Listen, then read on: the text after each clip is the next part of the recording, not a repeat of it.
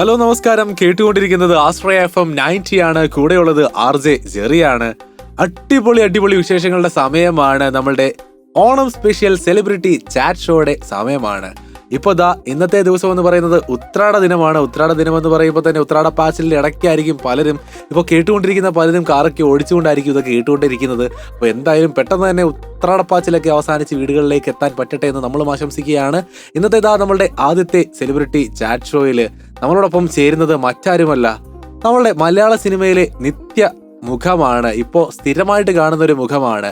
മിമിക്രിയിലൂടെ നമ്മളുടെ സിനിമയിലേക്ക് എത്തി, മിനി സ്ക്രീനിലേക്ക് എത്തി, ആൽബങ്ങളിലേക്ക് എത്തി. ഇപ്പോൾ സിനിമയിലെ നിറസാന്നിധ്യമായിക്കൊണ്ടിരിക്കുന്ന നമ്മളുടെ ഒക്കെ പ്രിയക്കരനായിട്ടുള്ള ലാലേട്ടനെ അനുകരിച്ചുകൊണ്ട് മിമിക്രിയിൽ സ്വന്തമായിട്ടൊരു വ്യക്തിമുദ്ര പതിപ്പിച്ച 200-ൽ പരം ചിത്രങ്ങളിൽ അഭിനയിച്ചിട്ടുള്ള അസാധ്യ കലാകാരനാണ് നമ്മളുടെയൊക്കെ അത്രമേൽ ഫേവറേറ്റ് ആയിട്ടുള്ള ഷാജു ശ്രീധർ. ഷാജു ചേട്ടാ, വെൽക്കം ടു ദ ഷോ. നമസ്കാരം. അപ്പൊ ചേട്ടാ, എന്തൊക്കെയാണ് ഓണവിശേഷങ്ങൾ? ഓണവിശേഷങ്ങൾ വരുന്നേ ഉള്ളൂ. പക്ഷെ ഓണം എന്ന് പറയുന്ന ഇത്തവണ നമ്മളെ കലാകാരന്മാർക്ക് എനിക്ക് തോന്നുന്നു ഒരു പരിധി വരെ ഒരുപാട് പേർക്ക് നമ്മളുടെ ഈ വയനാട് ദുരന്തത്തിന്റെ സാഹചര്യത്തിൽ ഒട്ടേറെ പ്രോഗ്രാമുകളൊക്കെ ഇതായതുകൊണ്ട് നമ്മൾ ഈ സിനിമയിൽ അഭിനയിക്കുന്നുണ്ട്, നമുക്ക് ബാധിക്കില്ല. പക്ഷെ കലാകാരന്മാരെ ഒരുപാട് ബാധിച്ചൊരു വർഷമാണ്. അതിന്റെ ഒരു ഫീലിംഗ് ഉണ്ടെങ്കിലും ഓണം എന്നും ഓണത്തിന്റെ രീതിയിൽ തന്നെ നമ്മൾ പ്രോഗ്രാംസും ചാനൽ ചർച്ചകളും ചാനൽ പ്രോഗ്രാംസ് ഒക്കെ ആയിട്ട് മുന്നോട്ട് പോകും. അല്ലാതെ വീട്ടിലെ ഓണം എനിക്ക് തോന്നുന്നു കുറച്ച് കാലങ്ങളായിട്ട് അങ്ങനെ കൂടാറില്ല. യെസ്, അപ്പൊ വീട്ടിലെ ഓണം അങ്ങനെ കൂടാറില്ല. അപ്പൊ ഫുൾ ടൈം സെറ്റുകളിലൊക്കെ ആയിരിക്കും അല്ലേ? കൂടുതലും സെറ്റിലാവാന്. പക്ഷെ ഞാൻ മാക്സിമം വീടെത്താൻ ശ്രമിക്കും. ഒരു ദിവസം ഓണം എന്ന് പറയുന്ന ഒരു വർഷത്തിൽ ഒരിക്കലല്ലേ ഉള്ളൂ. അതെ. അപ്പൊ നമ്മള് വീടെത്താൻ ശ്രമിക്കാറുണ്ട്. വീട്ടില് ഫാമിലി ആയിട്ട് കൂടാൻ വേണ്ടി ഒരു ദിവസം ശ്രമിക്കാറുണ്ട്. ഞങ്ങൾ ഈ പാലക്കാട് ആയതുകൊണ്ട് ആ ഒരു സദ്യ എന്ന് പറയുന്ന അത് മാത്രമല്ല, ട്രിവാൻഡ്രം മറ്റുള്ള ഏരിയകളിലെ പോലെ അത്ര വിശേഷപ്പെട്ട ഒരു ഇതല്ലെങ്കിലും ആ ഒരു ദിവസം എല്ലാവരും കൂടെ ഒരുമിച്ച് ഭക്ഷണം കഴിക്കുക എന്നുള്ളതാണ് നമ്മുടെ ഓണം എന്ന് പറയുന്നത്. ചേട്ടാ, എന്റെ ആദ്യത്തെ ചോദ്യം എന്ന് പറയുന്നത് എല്ലാവർക്കും അറിയാൻ താല്പര്യമുള്ളൊരു ചോദ്യമായിരിക്കും. എന്തായാലും ചേട്ടൻ മിമിക്രിയിലൂടെയാണ് സിനിമയിലേക്ക് വന്നത് എന്നുള്ള കാര്യം എല്ലാവർക്കും അറിയാം. അപ്പോ എങ്ങനെയാണ് ഈ മിമിക്രിയിലേക്ക് എത്തിപ്പെട്ടത്?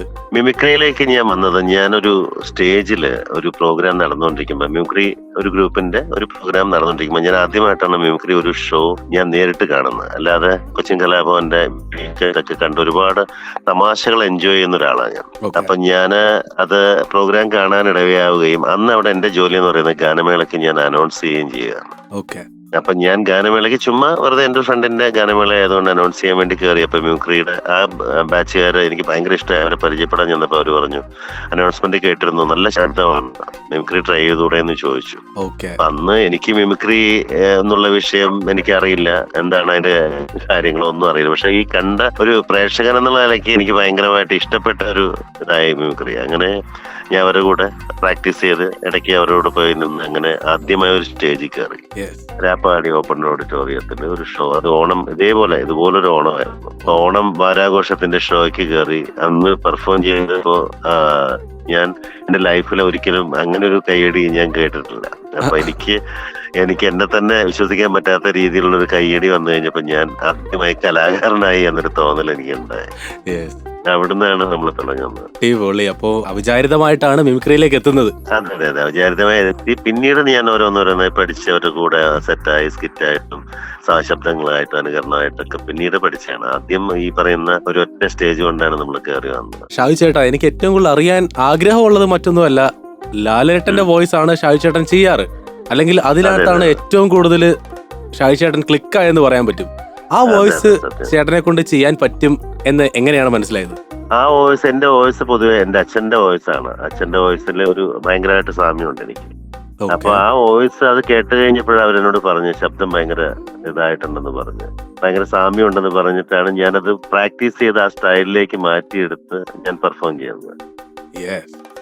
അപ്പൊ ഞാൻ അന്ന് പെർഫോം ചെയ്ത സാധാരണഗതിയിൽ മോഹൻലാലിനെ അനുകരിക്കുന്ന പോലെ അല്ല, ഒരു ഫുൾ ഡയലോഗ് ആയിരുന്നു ഞാൻ പ്രസന്റ് ചെയ്തത്. അപ്പൊ അന്ന് പ്രസന്റ് ചെയ്യുന്ന സമയത്ത് അതൊരു ഭയങ്കര നാച്ചുറൽ ആയിട്ട് മാറിയപ്പോ അവര് ഓഡിയൻസ് അത് പ്രതീക്ഷിക്കാത്തൊരു സാധനമായതുകൊണ്ടാണ് അത്രയും കൈയടി. ഞാൻ ഇടയ്ക്ക് ഡയലോഗ് വെച്ച് നിർത്തേണ്ടി വന്നു. ഈ കൈയടി കാരണം ഡയലോഗ് നിർത്തേണ്ടി വന്നു.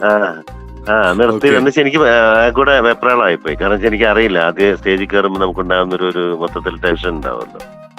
പക്ഷെ ഞാൻ സ്റ്റോപ്പ് ചെയ്തപ്പോ ആളുകള് കറക്റ്റായിട്ടത് റെസ്പോണ്ട് ചെയ്യുകയും വീണ്ടും ഞാൻ തുടരുകയും ചെയ്തു. അപ്പൊ എനിക്കത് വലിയൊരു എക്സ്പീരിയൻസ്. ഞാൻ സ്വന്തം നാട്ടില് എനിക്ക് കിട്ടുന്ന ഏറ്റവും വലിയൊരു അംഗീകാരം എന്ന് പറയുന്ന ആദ്യത്തെ ആ വേദിയാണ്.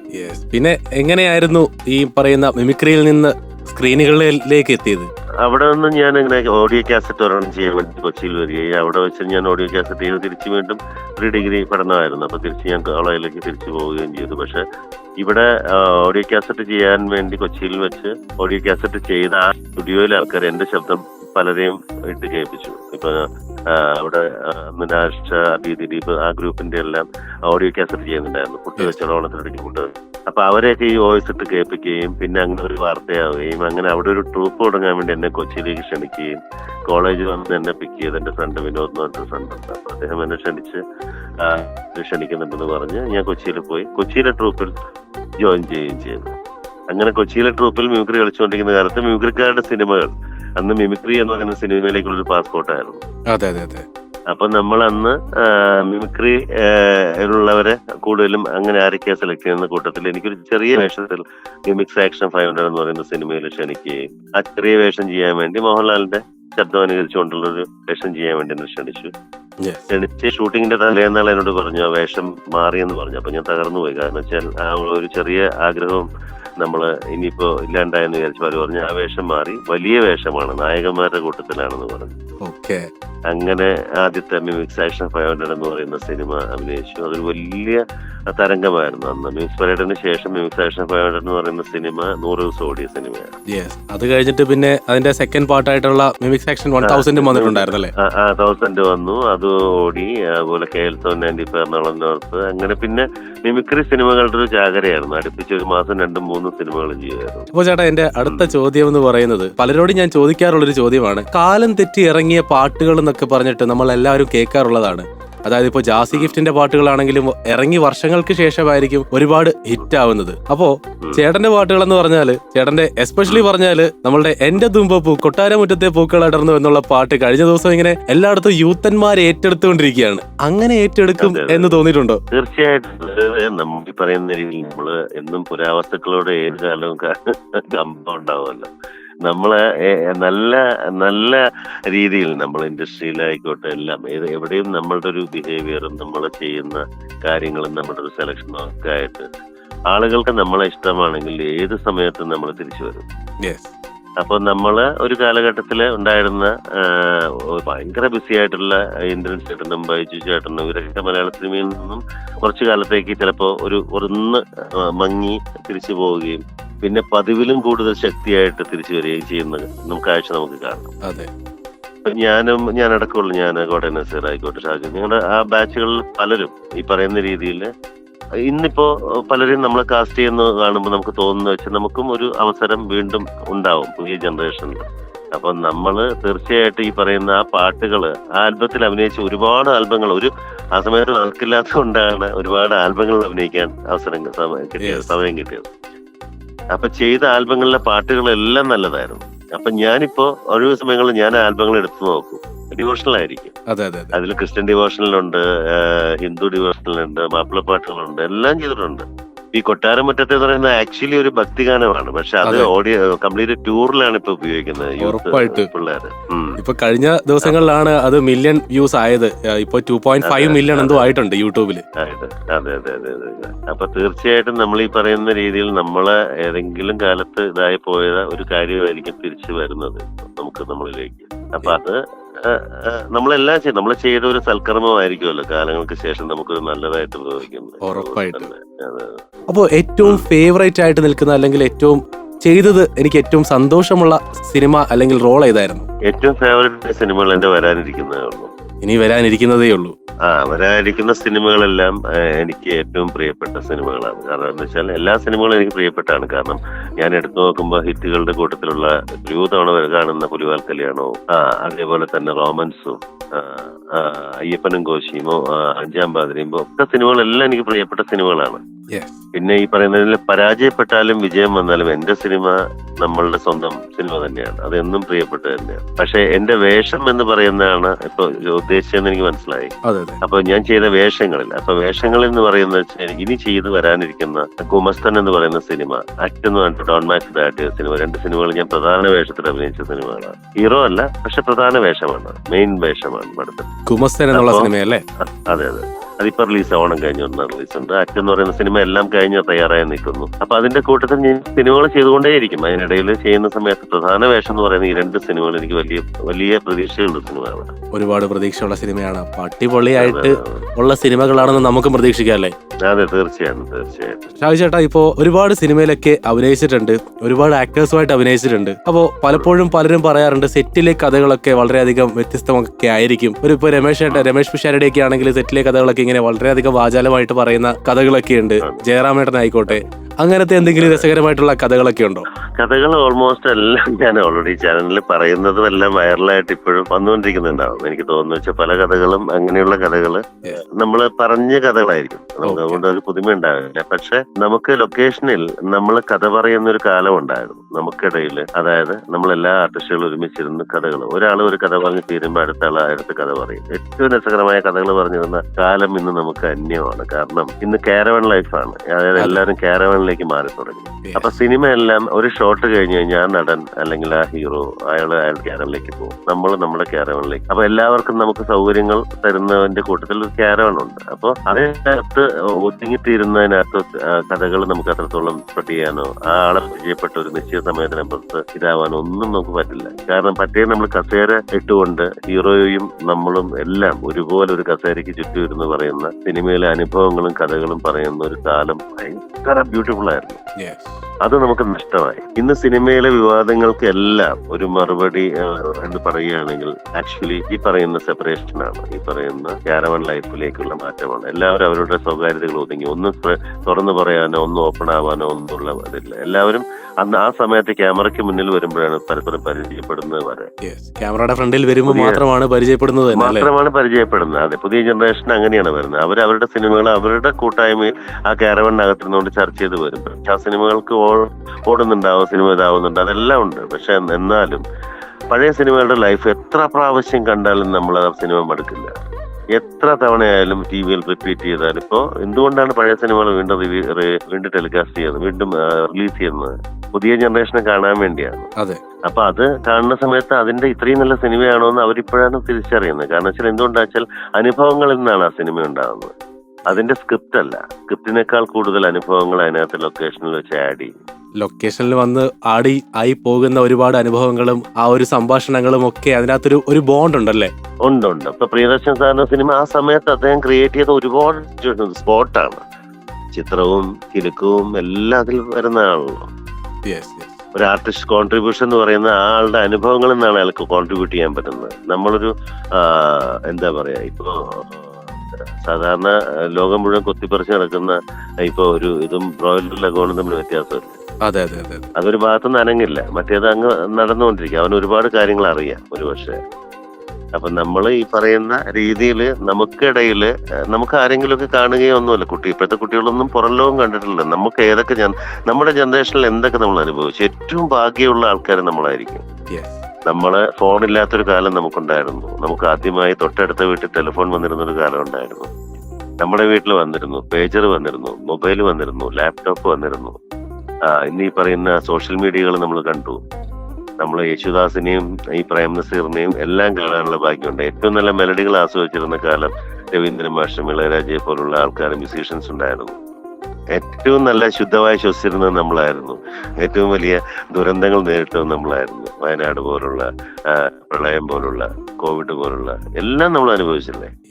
ഇനിയുള്ളൊരു കാലം എനിക്ക് എങ്ങനെയാണെന്ന് അറിയില്ല. ഇനിയുള്ള കാലം വളരെ ബുദ്ധിമുട്ടാണ്. മക്കളുടെ കാലഘട്ടം എങ്ങനെ മുന്നോട്ട് പോകുമെന്ന് നമുക്കറിയില്ല. വളരെയധികം സീരിയസ് ആയി പോയോ എന്നൊരു ചെറിയ സംശയം. എന്തായാലും നമ്മൾ വീണ്ടും ഓണവിശേഷങ്ങളിലേക്ക് നമ്മള് സീരിയസ് ആയിരുന്നല്ലേ. അത് ഈ ഓണവിശേഷങ്ങൾ പറയുന്ന സമയത്ത് നമ്മൾ പറഞ്ഞു ഈ ഓണത്തിലേക്ക് എത്തി നിൽക്കുന്ന ഒരു സാഹചര്യം ഞാൻ പറഞ്ഞു. അതെ. അപ്പോ എന്റെ അടുത്ത ചോദ്യം എന്ന് പറയുന്നത് ഒരു സിമ്പിൾ ചോദ്യമാണ്. വീട്ടിലെ ഓണവിശേഷങ്ങളൊക്കെ എങ്ങനെയാണ്? ചേട്ടൻ പറഞ്ഞിട്ടുണ്ടായിരുന്നു വീട്ടിൽ വന്ന് ഒരു നേരത്തെ ആഹാരം എല്ലാവരുടെയും കൂടെ ഇരുന്ന് കഴിക്കാനായിട്ട് മാക്സിമം ശ്രമിക്കാറുണ്ട്. അപ്പോ ചാന്ദ്രി ചേച്ചിയും കുട്ടികളൊക്കെ ആയിട്ടുള്ള ഓണം എങ്ങനെയായിരിക്കും? നമ്മൾ എന്റെ ഓർമ്മയിൽ ഓണത്തില് ഈ പറയുന്ന രീതിയിൽ സദ്യയുടെ കൂട്ടത്തിൽ വീട്ടിലുണ്ടാക്കിയ ഭക്ഷണം, അതാണ് സദ്യ എന്ന് പറയുന്നത്. വീട്ടിലുണ്ടാക്കിയ ഭക്ഷണത്തിലാണ് നമ്മൾ സദ്യ എന്ന് പറയുന്നത്. ഇന്ന് നമ്മളെ ഇലയടക്കം ഓർഡർ ചെയ്തിട്ടാണ് പുറത്തുനിന്ന് തരുന്നത്. അപ്പൊ ഇന്ന് മോള് രാവിലെ അണിച്ചു കഴിഞ്ഞാൽ നമ്മൾ പറയില്ല ഇന്ന് ഓണമാണ്, സദ്യയാണെന്ന് പറയുമ്പോൾ ചിക്കൻ ഉണ്ടോന്ന് ആദ്യം ചോദിക്കും.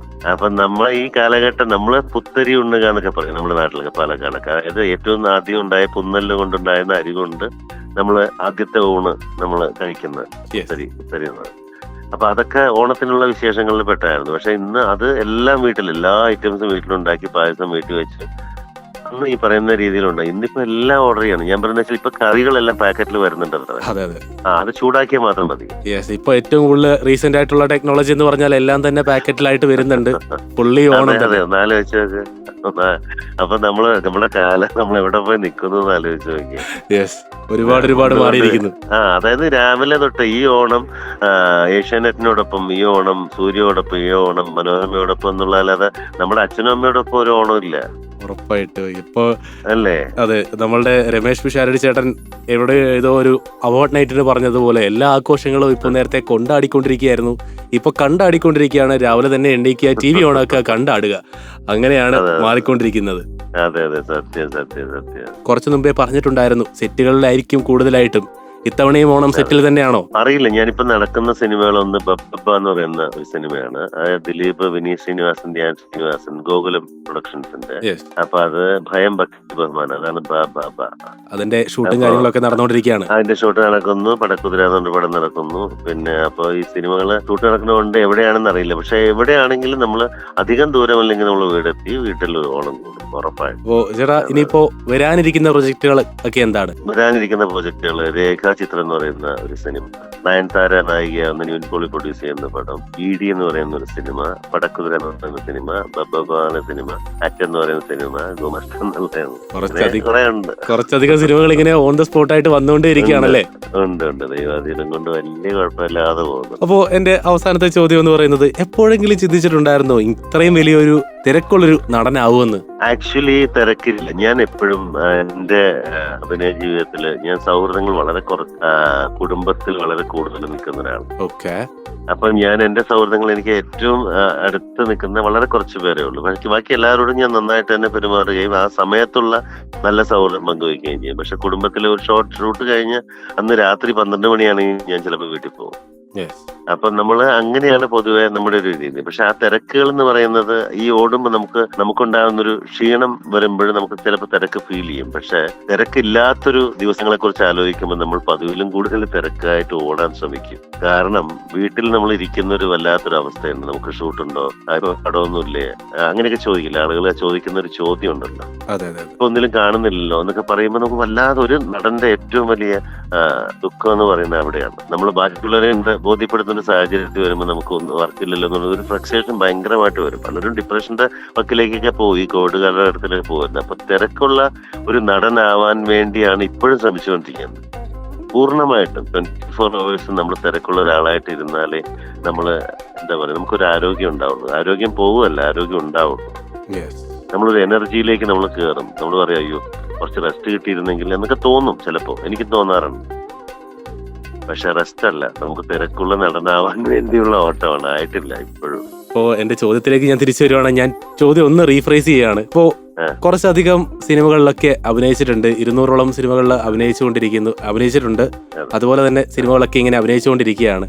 തിരിഞ്ഞു നോക്കുമ്പോൾ അവിചാരിതമായിട്ട് മിമിക്രി ട്രൂപ്പിലേക്ക് എത്തുന്നു. അന്ന് വിചാരിച്ചിട്ടുണ്ടായിരുന്നു ഇത്രയും അധികം സിനിമകൾ ചെയ്യും, 30 വർഷ കാലഘട്ടമായിട്ട് മലയാള ഫിലിം ഇൻഡസ്ട്രിയിൽ തന്നെ തുടരുമെന്ന്? ഒരിക്കലും ഇല്ല. ലൈഫിൽ ഞാൻ ചിന്തിക്കാത്ത കാര്യമാണ്. മാത്രമല്ല ഇതെല്ലാം ബോണസാണ്. ആരോ ഭാഗ്യം കൊണ്ട് കിട്ടിയതെന്നേ ഞാൻ പറയുള്ളൂ. അഭിനയം എന്ന് പറയുന്നത് നമ്മുടെ എത്ര വലിയ നടനായാലും അഭിനയം എന്ന് പറയുന്ന വേറൊരു അത് ഭാഗ്യം കൂടെ വേണം. അഭിനയം മാത്രം അഭിനയിക്കുന്ന എത്രയോ അഭിനയിക്കാൻ കഴിവുള്ള മിടുക്കന്മാരായിട്ടുള്ള ഒരുപാട് പേര് വർക്കില്ലാതിരിക്കുന്നുണ്ട്. അഭിനയം വേണം, ഭാഗ്യം അതിൽ കൂടുതൽ വേണം, അതിൽ കൂടുതൽ നന്നായി പെരുമാറണം. ഇത് 3 കാര്യങ്ങൾ ഒരുമിച്ച് കൊണ്ടുപോയാൽ ഈ നേരത്തെ പറഞ്ഞ തിരക്കുള്ള നടനിലേക്ക് എത്താം ഉറപ്പായിട്ടും. അപ്പോ എന്റെ ചോദ്യങ്ങളൊക്കെ പെട്ടെന്ന് തന്നെ കറങ്ങി തിരിഞ്ഞ് എവിടേക്കോ എന്റെ തന്നെ കിളി മാറിക്കൊണ്ടിരിക്കുകയാണ് ചേട്ടന്റെ ഉത്തരം കേട്ടിട്ട്. അതായത് നമ്മള് ഈ പറയുന്ന നിങ്ങള് ചോദിക്കുന്ന ചോദ്യങ്ങൾക്ക് അപ്പൊ എനിക്ക് എന്റെ ഒരു വികാരം കൂടെ ഞാൻ പ്രകടിപ്പിക്കണ്ട. അപ്പോ ഒരുപാട് ഇന്റർവ്യൂസിലൊക്കെ അറ്റൻഡ് ചെയ്യാറുണ്ട്. എപ്പോഴെങ്കിലും ഏതെങ്കിലും ഒക്കെ ഇന്റർവ്യൂസിൽ പറയാതിരുന്ന ചോദ്യങ്ങൾ വല്ലതും ഉണ്ടോ, അല്ലെങ്കിൽ ഉത്തരം കൊടുക്കാതിരുന്ന ചോദ്യങ്ങൾ? പറയാതിരുന്ന ചോദ്യങ്ങളില്ല. ചോദ്യങ്ങൾ എന്ന് പറയുന്നത് ഈ പറയുന്ന രീതിയിൽ നമ്മുടെ കരിയർ ആണല്ലോ എല്ലാവർക്കും യെസ്. ആവശ്യം. എന്നെ കുറിച്ച് കൂടുതൽ എന്നെയും എന്റെ കുടുംബത്തെ കുറിച്ച് എന്റെ ജോലിയെ കുറിച്ചും ഒക്കെ ചോദിക്കാനുള്ളതല്ലേ ഉണ്ടാവുള്ളൂ. എല്ലായിടത്തും തന്നെ ചെന്നിട്ട് എല്ലാ രീതിയിലും ഉത്തരങ്ങളൊക്കെ കൊടുക്കാറുണ്ട്. പലപ്പോഴും പല ആക്ടേഴ്സ് ആണെങ്കിലും എനിക്ക് ഉത്തരമൊന്നും ഇല്ല, എനിക്ക് അതിന് ഉത്തരം പറയാൻ താല്പര്യമില്ല എന്നൊക്കെ പറഞ്ഞ് ഒഴിഞ്ഞു മാറാറുണ്ട്. എനിക്കും അങ്ങനെ പേഴ്സണലി എക്സ്പീരിയൻസ് ഒക്കെ ഉണ്ടായിട്ടുണ്ട്.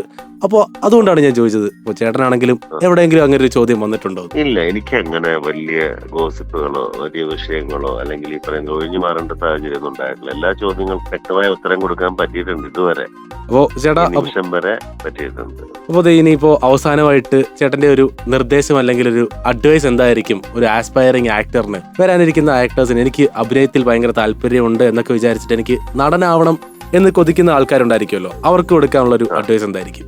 അവർക്ക് കൊടുക്കാനുള്ള അഡ്വൈസ്, അവർക്ക് മുൻപ് അവർക്ക് എല്ലാ കാര്യങ്ങളും അവർ അറിയാം. ഇപ്പോഴത്തെ കുട്ടികൾക്ക് എല്ലാം അറിയാം, എല്ലാ കാര്യങ്ങളും അറിയാം. സിനിമയെ കുറിച്ചെല്ലാം വ്യക്തമായ ധാരണയോടുകൂടി അവർ വരുന്നത്. അവർക്ക് പറയാനുള്ള അവർ നടനായതിനു ശേഷമാണ് അവരുടെ പെരുമാറ്റം കറക്റ്റ് ആവേണ്ടത്. കാരണം അവര് ആ ഡെഡിക്കേഷൻ, പഴയ നടന്മാരുടെ ആ ഒരു രീതിയിൽ അവർ രാവിലെ അവര് ഷൂട്ടിങ്ങിന് വേണ്ടി റെഡി ആവുന്നത്, അവര് കാര്യങ്ങൾ, അവര് സ്ക്രിപ്റ്റിനെ കുറിച്ച് ചെയ്യുന്നത്, എല്ലാ കാര്യങ്ങളും നമുക്കിപ്പോ ഇന്ന് വരുന്ന എല്ലാം ഒരു ഈ പറയുന്ന ഒരു മായാ ലോകത്താണ്. ഒരു സ്റ്റാർ ഇതിനകത്താണ് വരുന്നത്. അപ്പൊ വന്നു കഴിഞ്ഞ സമയത്ത് ഒന്നാമത് ആദ്യം നമ്മൾ നമ്മുടെ ഗുരുക്കന്മാരെ, നമുക്ക് മുന്നിലുള്ളവരെ ബഹുമാനിക്കാൻ പഠിക്കുക, നന്നായി പെരുമാറാൻ പഠിക്കുക. നമ്മുടെ ലൊക്കേഷനിൽ ഈ പറയുന്ന രീതിയിൽ ഡയറക്ടർ എന്ന് പറയുന്ന ബാക്കിയുള്ള ആൾക്കാർ, നമുക്ക് ജോലി തരുന്ന പ്രൊഡ്യൂസർ, എല്ലാവരെയും നമ്മൾ ബഹുമാനിക്കാൻ പഠിക്കണം. അപ്പൊ അത് വരുന്ന ആൾക്കാർ വളരെ കീപ്പ് ചെയ്യണം. കാരണം വെച്ചാൽ നമ്മൾ നമ്മുടെ വീട്ടിലൊക്കെ പെരുമാറുന്ന രീതികൾ ചിലപ്പോൾ പലതുണ്ട്. അച്ഛനും അമ്മയുടെ ദേഷ്യം, ഇത് നമ്മുടെ തൊഴിലാണ്. ഇവിടെ നിന്ന് നമുക്ക് ഒരു കരിയർ ഉണ്ടാക്കണം, നമുക്കൊരു പൈസ ഉണ്ടാക്കണം, എല്ലാം ഉണ്ടാക്കണമെങ്കിൽ അവര് കനിയണം. അപ്പൊ അളവിൽ കൂടുതൽ വേഷങ്ങളും അളവിൽ കൂടുതൽ സൗകര്യങ്ങളും പദവിയും എല്ലാം കിട്ടിക്കഴിയുമ്പോൾ വന്ന വഴി മറക്കാതിരിക്കുക എന്നുള്ളത് മാത്രമേ എല്ലാവരോടും പറയാനുണ്ടാവും. നമ്മളുടെ കേട്ടുകൊണ്ടിരിക്കുന്ന ആശ്രയ FM 90യുടെ എല്ലാ ലിസണേഴ്സിനും ഒരു ഓണാശംസകൾ. പിന്നെന്താ, ആശ്രയ 90യുടെ എല്ലാ പ്രേക്ഷകർക്കും നമ്മുടെ ഒരുപാട് അതിജീവനത്തിന്റെ പാതയിലൂടെ കടന്നുപോയ ഒരുപാട് കാര്യങ്ങൾ നമ്മൾ മലയാളികൾ നേടിയിട്ടുണ്ട് ലൈഫിലെല്ലാം. അതായത് പല സാഹചര്യങ്ങളും ഒരുപാട് താഴേക്ക് വീണുപോയവരെ കൈപിടിച്ച് ഉയർത്തിയത് മുഴുവൻ നമ്മൾ ഒറ്റക്കെട്ടായി നിന്നുകൊണ്ടാണ്. തീർച്ചയായിട്ടും ഈ ഒരു പ്രളയമായാലും ദുരന്തമായാലും എല്ലായാലും നമ്മൾ ഒരുമിച്ച് നേരിട്ട് നമ്മൾ മലയാളികൾ ഒറ്റക്കെട്ടാണെന്ന് തെളിയിച്ച ആളുകളാണ്. നമ്മൾ ഒരുമിച്ച് ഇരുന്നുകൊണ്ട് ഈ ആഘോഷത്തെയും വരവേൽക്കാം. എല്ലാവർക്കും ഹൃദയം നിറഞ്ഞ ഹാപ്പി ഓണം. ചേട്ടാ, താങ്ക് യു സോ മച്ച്. അപ്പോൾ ഇന്നത്തെ ദിവസം ഉത്രാടം ദിന സ്പെഷ്യൽ സെലിബ്രിറ്റി ചാറ്റ് ഷോയിൽ നമ്മളുടെ കൂടെ ചേർന്നിട്ടുണ്ടായിരുന്നത് നമ്മളുടെ ഒക്കെ പ്രിയങ്കരനായിട്ടുള്ള, അത്രമേൽ ഫേവറേറ്റ് ആയിട്ടുള്ള നടൻ ഷാജു ശ്രീധറാണ്. അപ്പോൾ ചേട്ടനെ കുറിച്ച് പറയുമ്പോൾ നമുക്ക് പ്രത്യേകിച്ച് എടുത്ത് പറയേണ്ട കാര്യമൊന്നും തന്നെ ഇല്ല. മലയാള സിനിമയിലെ നിറ സാന്നിധ്യമാണ് ചേട്ടൻ. മിനി സ്ക്രീനിലൂടെയും അതുപോലെ തന്നെ മിമിക്രിയിലൂടെയാണ് ബിഗ് സ്ക്രീനിലേക്ക് എത്തിയത്. ഇപ്പോൾ ഒരു സ്വന്തമായിട്ട് വ്യക്തിമുദ്ര പതിപ്പിച്ച് വെച്ചിരിക്കുകയാണ്. ചേട്ടന് പറഞ്ഞിട്ടുണ്ടായിരുന്നു ചേട്ടൻ്റെ സിനിമകളൊക്കെ അത്രമേൽ അടിപൊളിയായിട്ടുള്ള സിനിമകളൊക്കെ ഇനിയും വരാൻ പോകുന്നതേ ഉള്ളൂ. അതിനായിട്ടൊക്കെ നമ്മളും കാത്തിരിക്കുകയാണ്.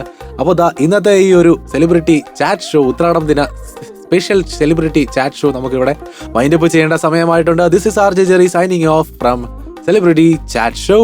Keep on listening to Astraya FM 90. നാടിനൊപ്പം നാട്ടാർക്കൊപ്പം.